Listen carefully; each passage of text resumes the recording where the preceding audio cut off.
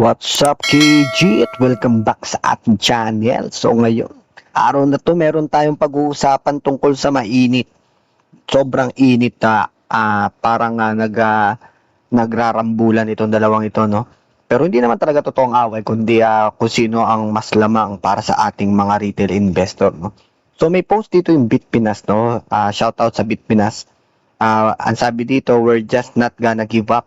We are continuing to fight for the retail market. Grabe, no? PSE President and CEO Ramon S. Monson stated that stock market must become more competitive to protect its share of local investment funds, adding that the PSE will change its strategy to make stock investing easier and attract everyday investor following that return of cryptocurrency exchange Binance, no? So, ang ganda nito, no? Isang magandang balita talaga na posibleng hindi masyado napapansin ng marami, pero sa tingin ko isa to sa mga balitang pwedeng magpabago talaga sa future ng investing sa Pilipinas, no? Sabi nga dito ng president ng PSE na si Ramon Monson, hindi sila susuko sa retail investor, no? Sabi niya, we're just not gonna give up. We are continuing to fight for the retail market. Ibig sabihin, alam talaga mismo ng Philippine Stock Exchange na lumalakas talaga yung competition para sa pera pagdating sa mga ordinaryong Pilipino, no? Isa sa pinakamalaking dahilan, yung mabilis na pag-usbong talaga ng crypto. Pero mas interesting kasi dito, nabanggit din na gusto nilang gawin na mas madali yung pag-i-invest sa stock market. Yun ang inaantay natin, no? Lalo na habang bumabalik yung Binance sa eksena. Ngayon pa lang, parang naiisip ko na yung mga gusto kong billing stocks, no? Pero syempre DCA din, papatak-patak lang, no? Meron sa GCash, no? Na automatic invest, no? Pero hindi ko pa siya natatry. Pero ganun din, may nagbibigay ng dividends. Pero pili lang kasi yun, hindi talaga siya kagaya nung sa mga exchanges na talaga nandun yung halos lahat ng mga markets, no? Actually, yan, isa rin yan sa magandang bagay na matutunan natin, no? Yung diversification. Although nandito tayo sa crypto, iba rin kasi pag nasa stock market, iba rin yung nasa bonds, iba rin yung nasa no? Pero sa ngayon, dito muna tayo. Ay steady pulso lang muna tayo sa crypto, and also ito na ba yun, yung tokenized stocks, i-implement na ba ng PSE or maglalabas pa sila ng exchange kung saan pwedeng bumili ng stocks talaga, ha? Hindi yung parang parang synthetic lang na mga asset na gumagaya lang sa galaw ng Philippine stocks.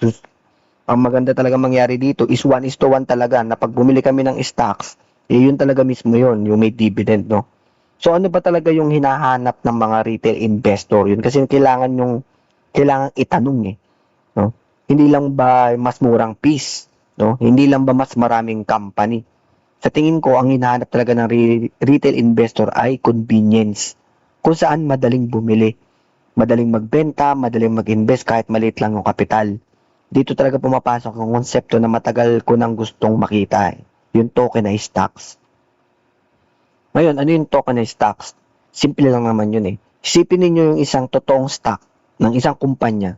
Halimbawa, may isang share sa isang malaking company. Sa halip na bumili ka sa traditional na stock broker, yung share na yun nire-represent bilang blockchain token.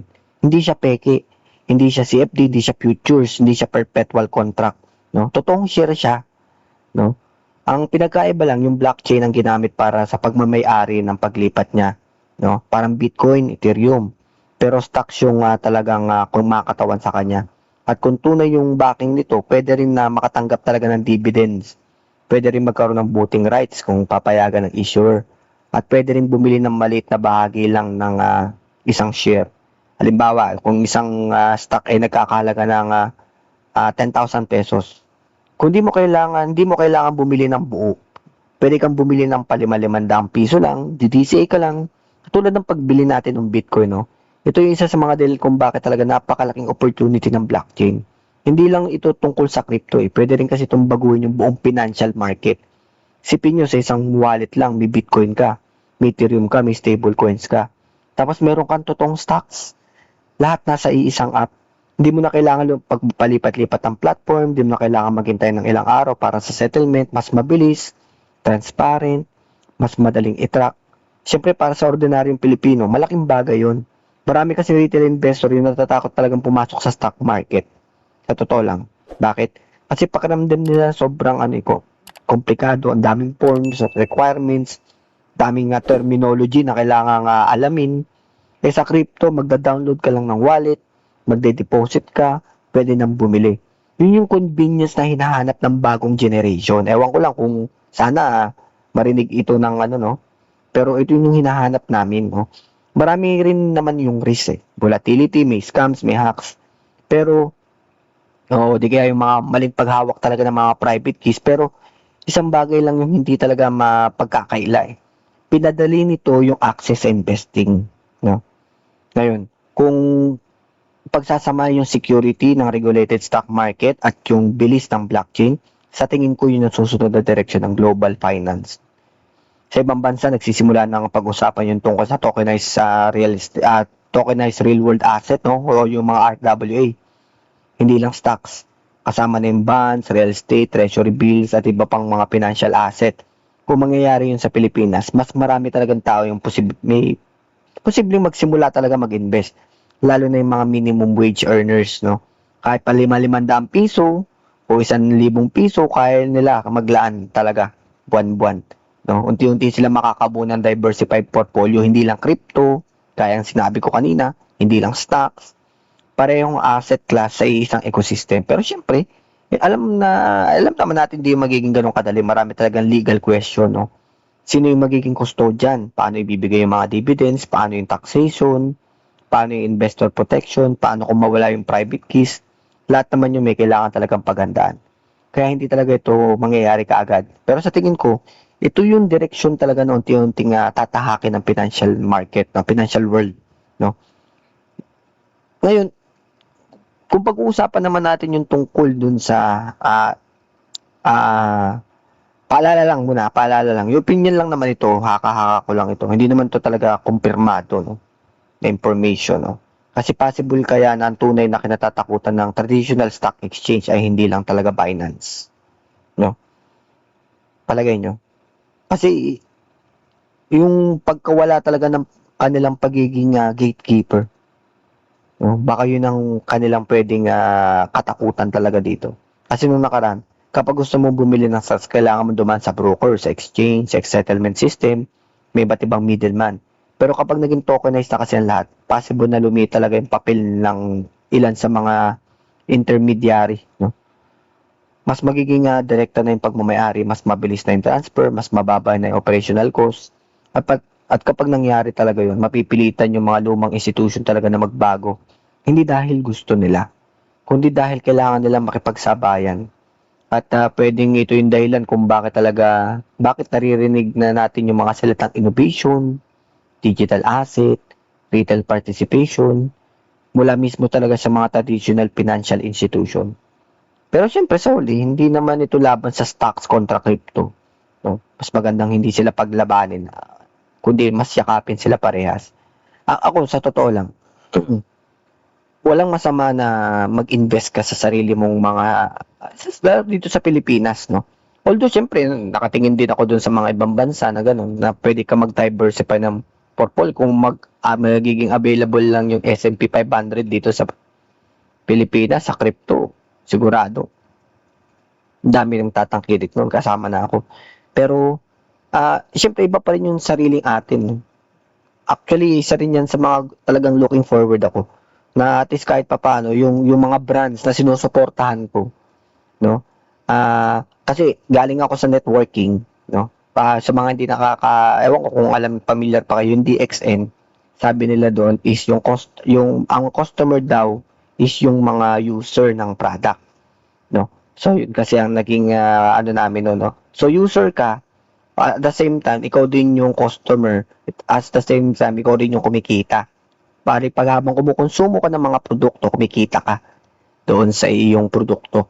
So, kahit naman ako, kung sakaling dahil tinatangkilik ko rin na rin naman yung mga services na ginagawa ng mga companies dito, kagaya ng Meralco, Water District, di ba? Yung mga common na mga talagang nandyan na. So, why not mag-invest din ako dun? Di ba? Naalala ko dati yung PLDT, no? Parang nagkakaroon kayo ng parang stock dividend once na nag-avail ka ng services nila. Noon pa naman yun. nung uso pa yung mga teleponong disabit, no? Pag bumili ka, meron ka pang makukuhang shares doon sa parang income o dividend. Ewan ko kung anong tawag doon, no? Mabata pa ako noon, no? Basta may nakukuha sila na parang nakacheke pa, no? Or certificate na may ganong income, no? Pero sana may ganun din, no? Kung ano yung kinukonsumo natin. Kasi total, nandito na rin naman tayo sa Pilipinas. At talagang, kung tutusin, yung sa stock market, kagaya ng Jollibee, talagang direkta mo siyang kinukonsumo eh. Ibig sabihin, nagpa-participate ka na rin naman doon, customer ka na rin naman nila eh. Why not? Mag-invest ka na rin sa kanila. At the same time, habang nag-i-invest ka sa kanila at tinatangkilip mo yung mga produkto dito sa bansa, dahil araw-araw naman siyang ginagamit, is also, nakakatulong ka pa doon sa company at the same time, nakukonsumo mo pa. Unlike talaga sa crypto. No? Whether we like it or not, yung Bitcoin, yung Ethereum, hindi naman natin yan direktang nagagamit talaga everyday. Pero ang everyday natin nagagamit, ano ba? Yung Colgate, yung mga San Miguel na mga produkto, mga mga mga Tupperware, di ba? Marami tayong ginagamit na araw-araw na sana nakakapag-invest din tayo. Kasi bakit? Alam natin na maganda yung produkto eh. Kasi wala namang pinagkaiba yan sa ano eh. Sige, sabihin na natin na, ini-encourage ng mga tao, di kaya parang, ito, nagsasabi ako na Bitcoin, maganda, Bitcoin, ganyan. Pero, mahirap siyang i-market dahil hindi na-experience ng mga bago. Unlike kung sa stocks, at sabihin na natin Jollibee, o sabihin na natin Meralco, sabihin na natin Water District. So, nafe-feel natin yung services nila, talagang nakikuha natin yung ano nila. So, doon pa lang, sa demand na yun, ma-assess mo na kung talagang worth it ba silang imbesan. Yun kasi yung punto ko doon eh. As a consumer, na-experience mo siya unlike sa cryptocurrency. No? Sa totoo lang, mas okay talaga ang stocks. Ang problema lang, napakahirap at saka napakakomplikado ng pagpasok sa mga ganyan. No? Which is na bibigyan talaga ng mga dividends o mga ganyan. May mga binibigay na services kaso mga bangko naman yun sa GCash. No, hindi naman siya talaga direkta sa mga sa stock market. At saka sana may mga pagpipilian na talagang madali lang yung parang nabili ka lang ng simpleng crypto, no? Yun lang naman yung ano ko dito, no. Hindi rin kasi ito talaga laban yung ng lumang finance laban sa blockchain, no. Tingin ko darating talaga yung panahon na magsasama yung dalawang mundo na yun. Ang mananalo hindi talaga yung pinaka matanda yung sistema. Ang mananalo talaga yung pinakamadaling gamitin, pinaka-safe, pinaka-accessible para sa mga ordinaryong Pilipino. Kaya yun yung gusto ko namang itanong sa inyo. Kung magkakaroon ng pagkakataon, bibili pa kayo ng tunay na tokenized stocks na may dividend gamit lang yung inyong crypto wallet? O mas gusto nyo pa rin yung traditional na stock broker? No? Comment nyo na sa baba. Gusto kong malaman kung anong opinion nyo dito. No? At syempre, kung gusto nyo pa ng mga ganitong educational content tungkol sa future, investing, blockchain at crypto, syempre huwag kalimutang mag-like, mag-subscribe. At syempre, i-share na rin yung ating video. Sana may natutunan kayo dito sa aking channel. At may mga, sana nga, dumating din talaga yung point na kung saan isa pa palang tanong ko is paano kung ang tunay na kompetisyon na hindi lang talaga sa Binance. Paano kung alam na ng mga traditional exchange sa loob ng ilang dekada, karamihan ng stocks, bonds, o real estate na nasa magiging tokenized at kapag nangyari yun, mawawala ang monopoly ng traditional na settlement system at talaga mapipilitan talaga magbago yung buong financial industry. Hindi dahil gusto nila, kundi siyempre dahil yun ang gusto talaga ng bagong generation ng investor. Yun lang naman ang pinakabuod ng aking stand dito. So yun lang, no? So makita-kita lang tayo sa arena. Game on!